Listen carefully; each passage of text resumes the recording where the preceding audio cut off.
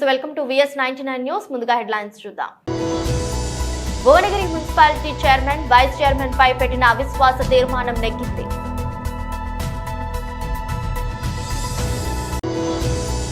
మున్సిపాలిటీల అభివృద్ధి లక్ష్యంగా పనిచేస్తా ప్రభుత్వ విప్ బీర్లా ఐలయ్య.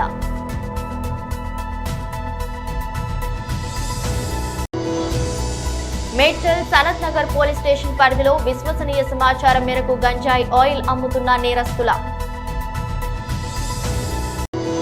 వాహనాల నుండి వచ్చే కాలుష్యాన్ని నియంత్రించేందుకు తెలంగాణ ప్రభుత్వం ఎలక్ట్రానిక్ వాహనాలను ప్రోత్సహిస్తుందని రవాణా శాఖ మంత్రి పొన్నా ప్రభాకర్.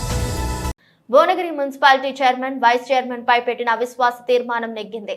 భువనగిరి మున్సిపల్ కార్యాలయంలో అవిశ్వాస తీర్మానం సమావేశం ఉదయం 11 గంటలకు ప్రారంభమైంది. బీఆర్ఎస్ పార్టీ నుండి 20 మంది కౌన్సిలర్లు ఉండగా 16 మంది హాజరు కాగా మరో 4 గైర్హాజరు అయ్యారు.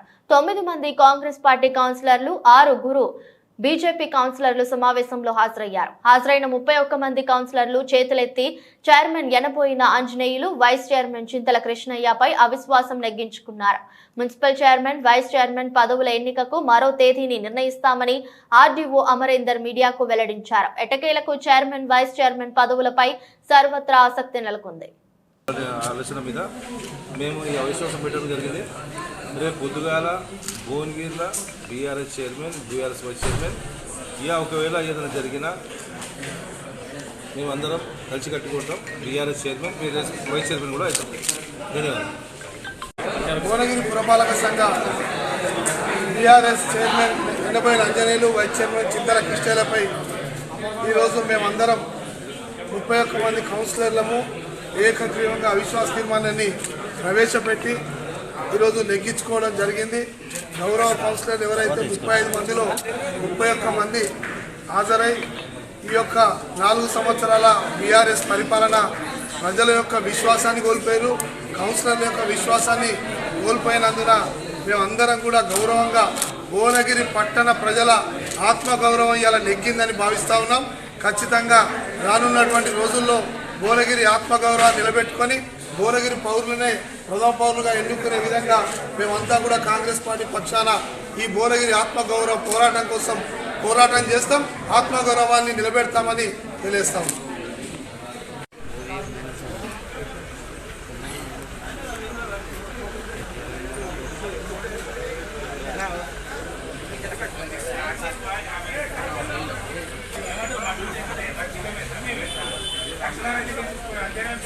భువనగిరి పురపాలక సంఘానికి సంబంధించి గతంలో 36 మంది సభ్యులకు గాను 31 మంది సభ్యులు గౌరవ జిల్లా కలెక్టర్ గారికి చైర్మన్, వైస్ చైర్మన్ గారి పైన అవిశ్వాస తీర్మానము అవిశ్వాస తీర్మానాన్ని ప్రవేశపెట్టవలసిందిగా కోరుతూ గౌరవ జిల్లా కలెక్టర్ గారికి నోటీస్ ఇవ్వడం జరిగింది. ఇందుకు అనుగుణంగా గౌరవ జిల్లా కలెక్టర్ యాదాద్రి భువనగిరి గారు 23వ తేదీన సమావేశము ఈరోజు ఏర్పాటు చేయవలసిందిగా కోరుతూ నన్ను అనగా రెవెన్యూ డివిజనల్ ఆఫీసర్ భువనగిరి గారిని ప్రిసైడింగ్ ఆఫీసర్గా నియమిస్తూ ఉత్తర్వులు ఇవ్వడం జరిగింది. ఇందుకు అనుగుణంగా గతంలోనే కౌన్సిలర్లకు నోటీసులు ఇచ్చి ఈరోజు వారిని హాజరు కావాల్సిందిగా కూడా కోరడం జరిగింది. ఇందుకు అనుగుణంగా 36 మంది సభ్యుల్లో 35 మంది కౌన్సిల్ సభ్యులు, ఒక ఎక్స్ అఫీషియో సభ్యులు గౌరవ మన భువనగిరి ఎమ్మెల్యే గారు మొత్తం 36 మంది సభ్యులకు గాను ఈరోజు 11 గంటలకు కోరం మనకు కావాల్సింది 24 మంది. 24 మంది సభ్యులకు గాను 31 మంది సభ్యులు హాజరయ్యారు. ఈ హాజరైన మనకు కోరం అనేది పూర్తిగా ఉన్నందువల్ల ముందుగా 11 గంటలకు చైర్మన్ ఎన్నబోయిన ఆంజనేయులు గారి పైన అవిశ్వాస తీర్మానాన్ని ప్రవేశపెట్టి సభ్యుల యొక్క ఆమోదము తెలుపవలసిందిగా కోరగా హాజరైన 31 మంది సభ్యులు కూడా మొత్తము వారు చైర్మన్ గారికి పైన ప్రవేశపెట్టబడిన అవిశ్వాస తీర్మానానికి అనుకూలంగా ఓటు వేయడం జరిగింది. ఈ ప్రొసీడింగ్ అంతా కూడా మేము రికార్డ్ చేయడం కూడా జరిగింది. తదనంతరము అవిశ్వాసం తీర్మానాన్ని ఆమోదిస్తున్నట్టు కూడా తెలియజేయడం జరిగినది.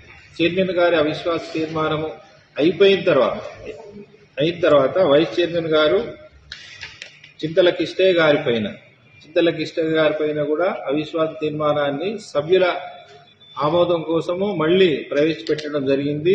ఇందుకు అనుకూలంగా హాజరైన సభ్యులు 31 మంది కూడా వారు చింతల కృష్ణయ్య గారికి వ్యతిరేకంగా ప్రవేశపెట్టబడ్డ అసమ్మతి అవిశ్వాస తీర్మానానికి అనుకూలంగా 31 మంది కూడా ఓటు వేశారు. తదనంతరము వైస్ చైర్మన్ గారు చింతల కిష్టయ్య గారి పైన కూడా అవిశ్వాస తీర్మానాన్ని ఆమోదిస్తూ వారికి కూడా విషయాన్ని తెలియజేయడం జరిగింది. ఈరోజు భువనగిరి పురపాలక సంఘానికి సంబంధించి చైర్మన్ వైస్ చైర్మన్ గారి యొక్క అవిశ్వాస తీర్మానాలపైన చర్చ లేకుండానే మనం ఈ సమావేశం నిర్వహించుకున్నాము, ఓటింగ్ నిర్వహించాము. చైర్మన్ వైస్ చైర్మన్ పై పెట్టబడిన అవిశ్వాస తీర్మానాలు పూర్తిగా నెగ్గడం జరిగింది. ఇప్పటి వరకు జరిగిన ప్రొసీడింగ్స్ మున్సిపల్ కార్యాలయంలో నిర్వహించడం జరిగింది. యాదాద్రి భువనగిరి జిల్లా యాదగిరిగుట్ట మున్సిపల్ కార్యాలయంలో ప్రభుత్వ విప్ ఆలేరు ఎమ్మెల్యే శ్రీ బీర్ల ఐలయ్య ఆలేరు యాదగిరిగుట్ట మున్సిపాలిటీలపై అధికారులతో రివ్యూ సమావేశం నిర్వహించారు. అనంతరం ఆయన మీడియాతో మాట్లాడుతూ యాదగిరిగుట్ట ఆలేరు మున్సిపాలిటీలో గత ప్రభుత్వంలో ఎలాంటి అభివృద్ధి జరగలేదన్నారు. యాదగిరిగుట్ట అభివృద్ధి జరిగిందని మాజీ మున్సిపల్ శాఖ మంత్రి కేటీఆర్ గొప్పలు చెప్పుకున్న మున్సిపల్ కోసం స్వంత భావనలు లేవన్నారు. ఎలక్షన్స్ ముందు ఆలేరుకు 15 కోట్లు, యాదగిరిగుట్టకు 25 కోట్లను పేపర్ పైన అనుమతులు ఇచ్చి గాలికి వదిలేశారన్నారు. మంత్రి కోమటిరెడ్డి వెంకటరెడ్డి గారితో జరిగిన రివ్యూ సమావేశంలో యాదగిరిగుట్ట అభివృద్ధిపై పలు నిర్మాణాలు సమస్యలపై చర్చించామన్నారు. యాదగిరిగుట్ట పైకి ఆటోలు వెళ్లేలా చర్యలు చేపడుతున్నామన్నారు. యాదగిరిగుట్ట ఆలేరు మున్సిపాలిటీలో నిధుల కొరత చాలా ఉందన్నారు. 2 మున్సిపాలిటీలో ప్రతి నెల 2వ తారీఖు జీతాలు చెల్లించేలా చర్యలు తీసుకోవాలని, 2 మున్సిపాలిటీల నిధుల మంజూరు కొరకు సీఎం రేవంత్ రెడ్డి దృష్టికి తీసుకుని వెళ్లి నిధులు మంజూరుకి కృషి చేస్తామని, మున్సిపాలిటీలు అభివృద్ధి లక్ష్యంగా పనిచేస్తామని ఈ కార్యక్రమంలో మున్సిపల్ చైర్మన్ సుధా హేమేందర్ గౌడ్, కౌన్సిలర్లు ముఖ్యార్ల మల్లేష్, మున్సిపల్ కమిషనర్లు అజయ్, చక్రపాణి, ఏఈలు శ్రీరామ్, నవీన్ తదితరులు పాల్గొన్నారు.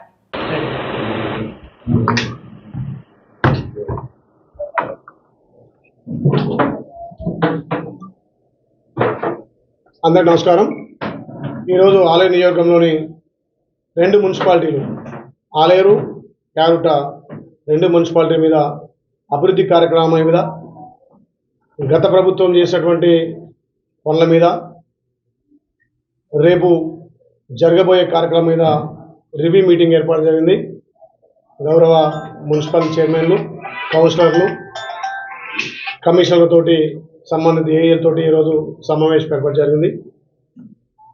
తెలంగాణలో పేరుగాంచినటువంటి మొదటి తిరుపతిగా ఉన్నటువంటి యాదగిరిగుట్ట, దీన్ని యాదాద్రిగా మార్చినటువంటి గత ముఖ్యమంత్రి, మాజీ ముఖ్యమంత్రి కేసీఆర్ ఎంతో ప్రతిష్టాత్మకంగా యాదగిరిగుట్టను అభివృద్ధి చేసిన, యాదగిరిగుట్టను డెవలప్ చేసిన అని చెప్పిండు. మరి 2 మున్సిపాలిటీలకు సంబంధించినటువంటి మాజీ మంత్రివర్యులు కేటీఆర్ గారు యాదగిరిగుట్టను, ఆలేరును మున్సిపాలిటీ చేసిన తర్వాత ఏ రకంగా వీటికి నిధులు ఇవ్వకుండా, ఇక గుట్టకొచ్చే నిధులను కూడా పూర్తిగా రానివ్వకుండా, ఇక్కడ యాదగిరిగుట్టలో వైటీడీ అని చెప్పి ఒకటి కొత్తగా సృష్టించి, ఆ వైటీడీ ద్వారా యాదగిరిగుట్ట పట్టణం అభివృద్ధి చెందాలి. కానీ దాని ద్వారా పూర్తిగా కొండ కింద ఉన్నటువంటి పరిసర ప్రాంతాలు అశుభ్రంగా డెవలప్మెంట్కి నోచుకోకుండా, ఏ ఒక్క ట్యాక్స్ కట్టినా ఇక్కడ సుమారు 7 గ్రామాలు, గుట్టతో సహా 7 గ్రామాలు నిధులు మొత్తం వైటీడీ పోతున్నాయి. మరి ఇక్కడ గ్రామాలలో, ముఖ్యంగా గుట్ట టౌన్ పట్టణంలో రాష్ట్ర నలుమూల నుంచి వచ్చే ప్రజలకు, భక్తులకు వసతులు కల్పిస్తున్నటువంటి ఈ పట్టణ మున్సిపాలిటీకి మాత్రం నిధులు లేక ఇలా పట్టణ అధ్వాన పరిస్థితుల్లో మారింది. తెలంగాణ ప్రభుత్వం, గత ప్రభుత్వం గొప్పగా చెప్పుకుంటుంది, మేము యాదాద్రిని అభివృద్ధి చేసినాం, ఆలేరు మున్సిపాలిటీని అభివృద్ధి చేసినాం, గుట్ట మున్సిపాలిటీ అని చెప్పి 2 మున్సిపల్ భవనాలు కడతామని చెప్పి ఇంతవరకు దాన్ని ఊసేలేదు. ఏదో ఎలక్షన్ ముందర ఆదరబాదర స్టోన్లు వేసారు, ఒక్క మున్సిపల్ భవనం లేదు. ఇలా మున్సిపాలిటీ ఏర్పాటేసి 5 సంవత్సరాలకు దగ్గర కావస్తుంది, కనీసం సొంత భవనాలు లేవు. అదే మాదిరిగా ఇక్కడ గుట్టకు స్థానికంగా వచ్చే భక్తులకు ఎన్నో విధాల వసతులు కల్పించి, కొండ కింద మున్సిపల్ నుంచి సిబ్బంది కానీ, మున్సిపల్కి సంబంధించినటువంటి అధికారులే కానీ అన్ని వసతులు కల్పిస్తే ఇవాళ కొండపైన ఉన్నటువంటి ఆదాయాన్ని, గతంలో గ్రామ పంచాయతీ ఉన్నప్పుడు 30% వచ్చేది, మేము పెట్టిన ఖర్చు 30% ఇచ్చేది. ఇవాళ 2018 మున్సిపల్ ఏర్పడక ముందుకు 1,70,00,000 డ్యూ బకాయి పడ్డది. మున్సిపల్ ఏర్పడిన తర్వాత సుమారు ఒక 4-5 కోట్లు మళ్ళా బకాయి పడ్డది. ఇలా మున్సిపల్ మంత్రిగా ఉన్నటువంటి మాజీ మంత్రి కేటీఆర్ గొప్పగా చెప్తాడు, మేము మున్సిపాలిటీని అభివృద్ధి చేసినాం, యాదగిరిగుట్టను అభివృద్ధి చేస్తామని చెప్తున్నాడు. అక్కడ ప్రైవేట్ కార్పొరేషన్ TUFDI IDC ద్వారా పోయిన సంవత్సరం మున్సిపల్ ఆలేరులో కానీ ఇక్కడ గుట్టలో కానీ 20 కోట్లు అప్పు తీసుకున్నాడు. అంటే అప్పు ద్వారా ఈ ప్రాంతంలో అభివృద్ధి చేసిన గొప్ప చెప్పి ఎలక్షన్లు వచ్చినాయని చెప్పి మొన్న ఎలక్షన్ ముందర మళ్ళొక 25 కోట్లు యాదగిరిగుట్టకు 15 కోట్లు ఆలేరుకు అప్పు తీసుకున్నారు. దానికి జీవోలు కూడా ఈ రకంగా జీవోలు ఇచ్చి ఎలక్షన్ల ముందు ఆధారగా ప్రతి గల్లీలో ఫౌండేషన్ స్టోన్ వేయడం జరిగింది. మరి ఏ ఒక్క రూపాయి కూడా ప్రభుత్వం నుంచి కేటాయించకుండా కార్పొరేషన్ అప్పు తెచ్చి మళ్ళీ కార్పొరేషన్ అప్పు కూడా ఇక్కడ మున్సిపల్ నుంచే కట్టాల్సిన విధిగా వాళ్ళు జీవోలు తెచ్చారు. కాబట్టి గత ప్రభుత్వాలు పూర్తిగా యాదగిరిగుట్టను విస్మరించినాయి. ఏదో పేరుకే మేము కొండను అభివృద్ధి చేసామన్నారు. కొండ మీద కూడా వచ్చే భక్తులకు ఎలాంటి సౌకర్యాలు లేవు. దాని మీద మన రాష్ట్ర R&B మంత్రి, ఆటోగ్రఫీ మంత్రి పెద్దలు కోమటిరెడ్డి వెంకరెడ్డి గారితో మొన్ననే రివ్యూ మీటింగ్ పెట్టినాం. రేపు కొండ మీద డార్మెంట్ రాడ్తో పాటు వచ్చే భక్తులకు అన్ని విధాల వసతులు కల్పిస్తామని చెప్పి మంత్రి గారు మాట ఇవ్వడం జరిగింది. రేపు గౌరవ R&B మంత్రి కూడా యాదగిరిగుట్టను సందర్శించి ఆలేరులో వాళ్ళ అభివృద్ధి కార్యక్రమాలకు శంకుస్థాపనతో పాటు ఈ ఉన్నటువంటి ఆలేరులో రివ్యూలతో పాటు రేపు కావాల్సినటువంటి సదుపాయాలను సమకూర్చడం కోసం ఇక్కడ రోడ్లే కానీ భవనాలు కానీ ఏర్పాటు చేయడం కోసం గౌరవ మంత్రి గారు రేపు రాబోతున్నారు. కాబట్టి ఆయన ఆధ్వర్యంలో మళ్ళీ యాదగిరిగుట్టను పూర్వవైభవం తేవడానికి గతంలో ఎవరైనా భక్తులు వచ్చి ఒక రోజు నివాసం ఉండేట్టుగా డార్మెంట్ హాల్ ఉండేది, వాళ్ళకి అన్ని విధాల షాప్స్ కానీ అక్కడ వసతులు కల్పించేది. ఇవాళ 10 దాటితే కొండ మీద భక్తుడు ఉండే అవకాశం లేకుండా చేసిన కేసీఆర్. పేదోడికి దర్శనం ఫ్రీగా ఇచ్చే బదులు కాస్ట్లీ దర్శనం చేసిండు. పేదోడు కార్లు వస్తే 500 కట్టాలి. ఇవాళ పేదోళ్ళు గుట్ట బస్ స్టాండ్లో బస్ దిగి మళ్ళీ కొండపై దాకా నడుచుకుంటూ పోవాలి, లేకపోతే ఇంకో బస్ స్టాండ్కి పోవాలంటే కిలోమీటర్ నడిచిపోవాలి. గతంలో 40 సంవత్సరాలు 30 సంవత్సరాల నుంచి కూడా సేవలు అందిస్తున్నటువంటి ఆటో కార్మికుల పొట్టను కొట్టి ఇవాళ సుమారు 1.5-2 సంవత్సరాలు కావస్తుంది 400 మంది కార్మికుల పొట్టను కొట్టారు. కాబట్టి మా గౌరవ ఎండోమెంట్ మినిస్టర్ కానీ గౌరవ IT మినిస్టర్ శ్రీధరబాబు గారి మన శ్రీధరబాబు గారు సంబంధిత అధికారితో మాట్లాడి ఈ వారం రోజులనే ఆటోలను కూడా కొండపైకి అనుమతిస్తామని చెప్పి మాట ఇచ్చారు. దానికి సంబంధించిన పోలీస్ డిపార్ట్మెంట్ కానీ ఇక్కడ ఉన్నటువంటి కలెక్టర్, అడిషనల్ కలెక్టర్ కూడా దాని మీద రివ్యూ చేసి ఏ రకంగా వాళ్ళ ఆటోలను పైకి పంపాలని, ఒకటి వచ్చే భక్తులకు కూడా కొండపైన డార్మెంట్ లాడ్లు వాళ్ళకు షాప్స్ కానీ అక్కడ వసతి కూడా కల్పించడానికి కార్యాచరణ చేస్తున్నాం. ముఖ్యంగా 2 మున్సిపాలిటీలో నిధుల కొరత పూర్తిగా ఉంది. ఇక్కడ స్థానికంగా YTD చేయడం వల్ల మున్సిపల్ నిధులు పూర్తిగా ధ్వంసం అయిపోయినాయి. ఏ ఒక్క లేఅవుట్ పర్మిషన్ కావాలన్నా ఏ ఒక్క పర్మిషన్ కావాలన్నా మొత్తం అమౌంట్ మొత్తం YTD అయిపోతుంది. YTD ద్వారా ఇక్కడ మున్సిపాలిటీకి అభివృద్ధి లేదు. స్థానికంగా మేము కట్టే ట్యాక్సులు ఇలా గతంలో కాంగ్రెస్ పార్టీ ఉన్నప్పుడు గ్రామ పంచాయతీ నిధులు నేరుగా గ్రామ పంచాయతీ నిధులు వచ్చేది. ఆ నిధులు మొత్తం ప్రభుత్వం దోచుకొని మా డబ్బులే తీసుకొని మాకు భిక్షం వేసినట్టుగా ఇలా అడుక్కునే పరిస్థితి వచ్చింది. కాబట్టి ఇవాళ 2 మున్సిపాలిటీ కూడా అభివృద్ధికి నోచుకోలేదు. రేపు కూడా మా గౌరవ ముఖ్యమంత్రి రేవంత్ రెడ్డి గారు కూడా మేము రిప్రజెంట్ ఇవ్వబోతున్నాం. మా నిధులు మాకు కావాలి. ఇక్కడ అనాలోచితంగా పెట్టినటువంటి ఈ YTD ద్వారా మా ప్రాంతానికి అభివృద్ధి లేదు.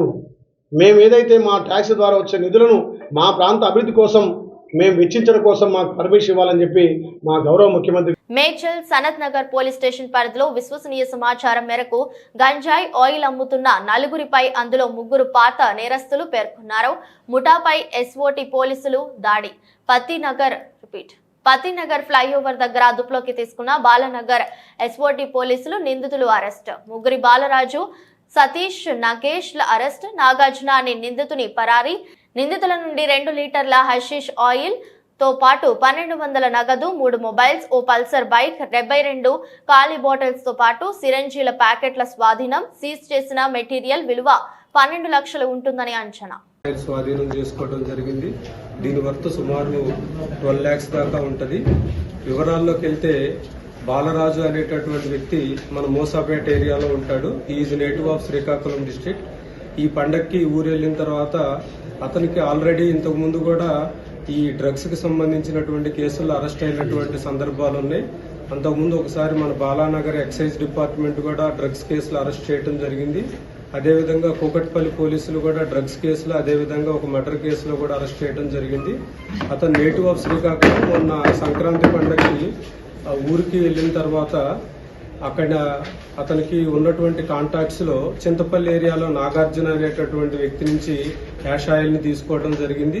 అదేవిధంగా అతను ఇక్కడికి తీసుకొచ్చి ఇక్కడ ఆల్రెడీ కాంటాక్ట్స్ లో ఉన్నటువంటి సతీష్, నగేష్ అనేటటువంటి వాళ్ళు ఇద్దరు కూడా బోయిన్పల్లి ఏరియాకి సంబంధించినటువంటి వాళ్ళు.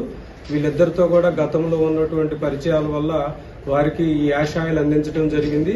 ఈ రోజు తెల్లవారుజామున వాళ్ళు ఈ బాలరాజు దగ్గర నుంచి యాష్ ఆయిల్ ప్రొక్యూర్ చేసుకుని తీసుకెళ్తున్నప్పుడు ఫతేనగర్ బ్రిడ్జ్ దగ్గర మన ఎస్ఓటీ సిబ్బంది, లా అండ్ ఆర్డర్ సిబ్బంది వెహికల్ చెకింగ్ లో భాగంగా వాళ్ళని అదుపులోకి తీసుకోవడం జరిగింది. వాళ్ళ దగ్గర నుంచి స్వాధీనం చేసుకున్నటువంటి మెటీరియల్ తో పాటు అదేవిధంగా తర్వాత బాలరాజు ఇంటి దగ్గర కూడా సెర్చ్ చేసినప్పుడు అక్కడ కూడా మనకి ఆల్రెడీ 5 ml బాటిల్స్ లోకి షిఫ్ట్ చేసినటువంటి యాష్ ఆయిల్ కూడా సీజ్ చేయడం జరిగింది. ఈ ఎంటైర్ ఆపరేషన్ కూడా చాలా చక్కగా లీడ్ చేసినటువంటి మన డీసీపీ ఎస్ఓటీ శ్రీనివాస్ గారు, అదేవిధంగా అడిషనల్ డీసీపీ ఎస్ఓటీ శోభన్, మన ఏసీపీ గంగారాం, అదేవిధంగా Sanath Nagar inspector and SOT Balanagar Shyam వీళ్ళందరినీ కూడా సిపి గారు ప్రత్యేకంగా అభినందించారు. వాహనాల నుంచి వచ్చే కాలుష్యాన్ని నియంత్రించేందుకు తెలంగాణ ప్రభుత్వం ఎలక్ట్రానిక్ వాహనాలను ప్రోత్సహిస్తుందని రవాణా శాఖ మంత్రి పొన్నా ప్రభాకర్ వెల్లడించారు. ఈ మేరకు ఆయన సికింద్రాబాద్ మారేడ్పల్లిలో టాటా మోటార్స్ షోరూమ్ లో ఎలక్ట్రానిక్ కార్ ను ఆయన మంగళవారం ప్రారంభించారు. భవిష్యత్తులో ఎలక్ట్రానిక్ వాహనాలకు ఛార్జింగ్ ప్రాబ్లం లేకుండా 1500 ఛార్జింగ్ సెంటర్లను ఏర్పాటు చేస్తున్నామని తెలిపారు. పంచ్ ఎలక్ట్రికల్ వెహికల్ ఈరోజు సంజయరావు గారు, రామకృష్ణ గారు, గోపి గారు, మిగతా సిబ్బంది అందరూ టాటా సంస్థ తరఫున మనం నూతనంగా లాంచ్ చేసుకున్నాం. ఈ ఎలక్ట్రికల్ వెహికల్స్ ద్వారా పొల్యూషన్ కావచ్చు, లేకపోతే మెయింటెనెన్స్కి సంబంధించి ఉదాహరణకు 100 రూపాయల పెట్రోల్ అయితే 10 రూపాయల మెయింటెనెన్స్ లోపల ప్రయాణం చేసేటువంటి విధంగా, మళ్ళీ దానికి సంబంధించిన మెయింటెనెన్స్ లేకుండా ఉండేటువంటి యొక్క పొల్యూషన్ ఫ్రీ వెహికల్స్ను తప్పకుండా ప్రభుత్వం ప్రోత్సాహపరుస్తుంది. దీనికి సంబంధించిన చిన్న చిన్న రిజిస్ట్రేషన్ పరమైన అంశాలు ఉన్నాయి. వాటన్నిటినీ తీసుకొని ముందుకు పోయి తెలంగాణ రాష్ట్రంలో కూడా ముఖ్యంగా హైదరాబాద్ పొల్యూషన్కు సంబంధించి మన నగరాన్ని కాపాడుకోవడానికి అధికంగా ఎలక్ట్రికల్ వెహికల్స్ వాడే విధంగా ప్రభుత్వం కూడా ప్రోత్సాహపరిచే చర్యలు తీసుకుంటుంది. అందులో టాటా సంస్థ దేశ నిర్మాణంలో మన స్వతంత్రం వచ్చిన తర్వాత ఈ దేశ నిర్మాణంలో ప్రముఖ పాత్ర పోషించారు. టాటా బిర్లాలు అంటే ఎప్పుడు దేశం వ్యాపార దృక్పథంతో కాకుండా ప్రజల అవసరాలకు అనుగుణంగా అన్ని రకాల అంశాలను తయారు చేసిండ్రు. ఇప్పుడు ఈ దేశ నిర్మాణానికి సంబంధించి కాలుష్యరహితంగా ఉండాలని ఈ వాహనాలు తయారు చేస్తారు. దానికి అనుగుణంగా ప్రభుత్వం కావచ్చు, సంస్థలు కావచ్చు, ఇప్పటికీ ఒక 400 ఛార్జింగ్ సెంటర్లు ఓపెన్ చేసినారు. ఇంకొక 1000 వరకు కూడా మిగతా సెంటర్స్ను కనెక్టివిటీ పెంచినారు.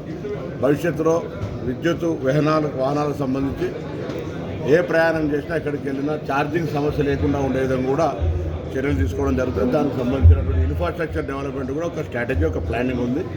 తప్పకుండా as a transport minister of Telangana electrical vehicles వాడకాన్ని ప్రోత్సాహపరిచే విధంగా తెలంగాణ రాష్ట్ర ప్రభుత్వం తరఫున సానుకూలంగా వ్యవహారం చేస్తుంది. కాంగ్రెస్ పార్టీ సీనియర్ మైనార్టీ నాయకులు షబీర్ అలీ గారిని తెలంగాణ ప్రభుత్వం సలహాదారుగా మైనార్టీ, ఓబీసీ, ఎస్సీ, ఎస్టీ సంక్షేమం నియమించినందుకు తెలంగాణ రాష్ట్ర ముఖ్యమంత్రి రేవంత్ రెడ్డి గారు, ఏఐసీసీ అధ్యక్షులు మల్లికార్జున్ ఖర్గే, కాంగ్రెస్ అగ్ర నాయకులు సోనియా గాంధీ, రాహుల్ గాంధీ గారికి గజ్వేల్ మైనార్టీ కాంగ్రెస్ పక్షాన ప్రత్యేక ధన్యవాదాలు తెలిపారు. వైఎస్ఆర్ హయాము షబీర్ అలీ మైనార్టీ సంక్షేమానికి ఎనలేని కృషి చేయడం జరిగిందని, ముఖ్యంగా విద్యార్థులకు, యువతకు విద్యా ఉపాధి రంగాలలో 4% రిజర్వేషన్ ఎంతగానో ఉపయోగపడిందని, ఇప్పుడు కూడా రేవంత్ రెడ్డి గారి నాయకత్వంలో మైనార్టీ, ఓబీసీ, ఎస్సీ, ఎస్టీ సంక్షేమానికి ప్రత్యేక శ్రద్ధ చూపి వారిని ఆర్థిక, రాజకీయాలు రంగాలలో ముందుకు తీసుకుపోతారని తెలియజేస్తున్నాం. ఈ కార్యక్రమంలో మతీన్, వహీద్, సర్దార్ ఖాన్, జాకీర్, అగ్జార్, జహంగీర్, సాబేర్, బాబా జూబీర్, అజహర్, సమీర్, మున్నా, ముక్తార్, అడ్డు, రఫీ, గాజా తదితరులు పాల్గొన్నారు. తెలంగాణలో కాంగ్రెస్ పార్టీ అధికారంలో రాగానే మైనార్టీలకు సముచిత స్థానం కల్పిస్తూ ఈరోజు రాజశేఖర రెడ్డి హయాంలో మైనార్టీ రిజర్వేషన్ సృష్టికర్త షబీర్ అలీ గారికి గుర్తించి ఈరోజు మైనార్టీ, ఎస్సీ, ఎస్టీ శాఖలకు అడ్వైజర్గా ముఖ్యమంత్రిగా నియమించడాన్ని మేము స్వాగతిస్తూ ముఖ్యమంత్రి రేవంత్ రెడ్డి గారికి, అలాగే పార్టీ అగ్రనేతలైనటువంటి సోనియా రాహుల్ గాంధీ గారికి, జాతీయ అధ్యక్షులు మల్లికార్జున ఖర్గే గారికి గజ్వేల్ కాంగ్రెస్ పార్టీ పక్షాన మేము ప్రత్యేక ధన్యవాదాలు తెలియజేస్తున్నాం. రాబోయే కాలంలో కూడా తెలంగాణలో మైనార్టీల సంక్షేమానికి షబ్బీర్ అలీ గారు కృషి చేస్తారని తెలియజేస్తున్నాం. గతంలో కూడా రాజశేఖర రెడ్డి గారు ముఖ్యమంత్రి ఉన్నప్పుడు షబ్బీర్ అలీ గారు 4% రిజర్వేషన్ సృష్టించి ఎంతోమంది యువతకు చదువుకోవడానికి ఉద్యోగ అవకాశాలు కల్పించినటువంటి ఘననాయకుడు షబ్బీర్ అలీ గారిని టార్గెట్ చేస్తూ గత ప్రభుత్వం ఎంఎంతో కుమ్మకై షబ్బీర్ అలీ గారిని ఓడగొట్టిన అయినా కానీ పార్టీ గుర్తించి ఆయనకు సముచిత స్థానం కల్పించినందుకు మేము గజ్వేల్ కాంగ్రెస్ పార్టీ పక్షాన ధన్యవాదాలు తెలియజేస్తున్నాం. आज गजवेल के जानिब से हमारे शब्बीर अली साहब को बहुत अच्छा पोस्ट दिया गया और हम बहुत शुक्र अदा कर रहे हैं कि कांग्रेस पार्टी का हाईकमांड का, हमारे सोनिया गांधी, राहुल गांधी और हमारे सीएम रेवंत रेड्डी साहब को, और गजवेल में वो तकरीबन काम कर चुके हैं. आज अपना सब स्टेशन जो कोटखंडा में बना उनके पीरियड में बना. हाँ, और आज जो माइनॉरिटी को 4% रिजर्वेशन दिए, आज शब्बीर अली साहब उसको जुद्दोजहू करके उन्होंने आज अपने 4% को लेके आए. और दूसरा 11 शहीद दरगाह में अपने लिए उन्होंने पूरे पोल्स, स्ट्रीट लाइट्स, हम जाके जब गीता रेड्डी एमएलए थे जाके खाली ऐसा बोले, हम बोलते उन्हें इमीडिएट उन्होंने सैंक्शन कर दिए. आज गजवेल में तारीख है कि आज शब्बीर अली साहब हर खबरस्तान को अपन हर जगह उन्होंने ले डाल दिया, और हम बहुत शुक्र अदा कर रहे हैं कि कांग्रेस पार्टी और उनको और अच्छा और तरक्की अता फरमाए, और उनको हम बहुत मुबारकबाद दे रहे हैं और हम उनके साथ हैं. अस्सलाम वालेकुम. అల్లు అర్జున్ హీరోగా సుకుమార్ దర్శకత్వంలో రూపొందిన పుష్ప సినిమా సంచలన విజయాన్ని నమోదు చేసింది. ఆ సినిమా అల్లు అర్జున్ కి పాన్ ఇండియా ఇమేజ్ ను తెచ్చిపెట్టింది. దాంతో పుష్ప 2 సినిమాను పాన్ ఇండియా బడ్జెట్ తోనే నిర్మిస్తున్నారు. దాదాపు 300 కోట్ల రూపాయల బడ్జెట్ తో ఈ సినిమా నిర్మితమవుతుండగా దేవిశ్రీ సంగీతాన్ని అందిస్తున్నారు. ఈ సినిమాకి సంబంధించిన ప్రతి అంశం నెక్స్ట్ లెవెల్లో ఉండేలా ప్లాన్ చేసుకుంటూ వెళ్తున్నారు. పుష్ప సినిమాలో యాక్షన్ సీన్స్ అన్ని కూడా ఇక్కడే షూట్ చేశారు. అయితే పుష్ప 2 సినిమాకి సంబంధించిన ఓ యాక్షన్ సీన్ ను జపాన్ లో చిత్రీకరించనున్నారట. ప్రస్తుతం అందుకు సంబంధించిన సన్నాహాలు చేసుకుంటున్నట్టుగా సమాచారం. కథ ప్రకారం పుష్ప ఒక భారీ డీల్ కోసం జపాన్ వెళ్తాడు. అక్కడ మాఫియా డాన్ తో డీల్ కుదరకపోగా సీన్ రివర్స్ అవుతుంది. అక్కడి నుండి పుష్ప బయటపడటమే కష్టమవుతుంది. ఈ సందర్భంలో మార్షల్ ఆర్ట్స్ తెలిసిన విలన్ గ్యాంగ్ తో బన్నీ తలపడే ఓ యాక్షన్ ఎపిసోడ్ ను డిజైన్ చేశారట. ఈ యాక్షన్ సీన్ ఈ సినిమా హైలైట్స్ లో ఒకటిగా నిలిచిపోతుందని అంటున్నారు. ఆగస్టు 15న ఈ సినిమా రిలీజ్ కానుంది.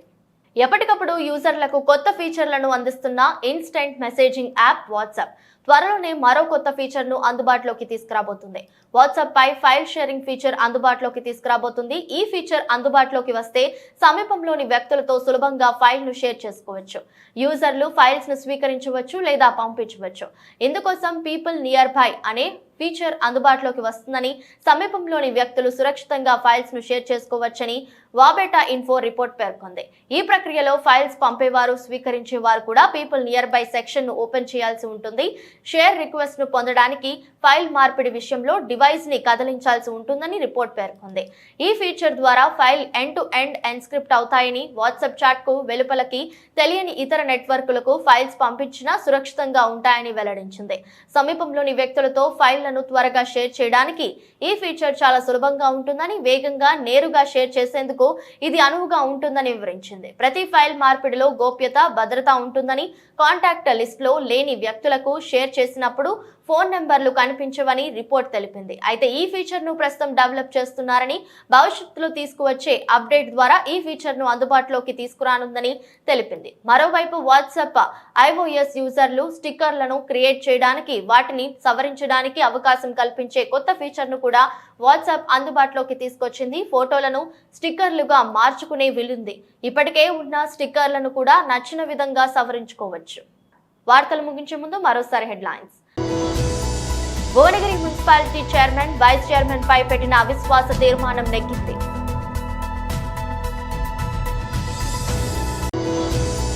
మున్సిపల్ మున్సిపాలిటీల అభివృద్ధి లక్ష్యంగా పనిచేస్తాం. ప్రభుత్వ విప్ బీర్లా ఐలయ్య.